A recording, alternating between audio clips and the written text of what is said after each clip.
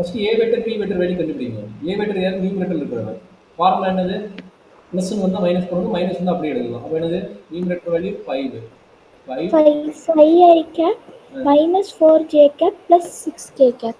Okay. அதே மாதிரி B vector denominator value அப்படி எழுது. 3i cap plus 7j cap plus 2k cap. அவ்வளவுதான். அப்போ கார்ட்டீசியன் ஃபார்ம் வந்து வெக்டர் ஃபார்ம் என்ன? R vector is equal to 5i cap. Okay okay. அவ்வளோதான் எழுதிட்டு போகுது. என்னது? 5i cap minus 4j cap plus 6k cap plus lambda into 3i cap plus 7j cap plus 2k cap.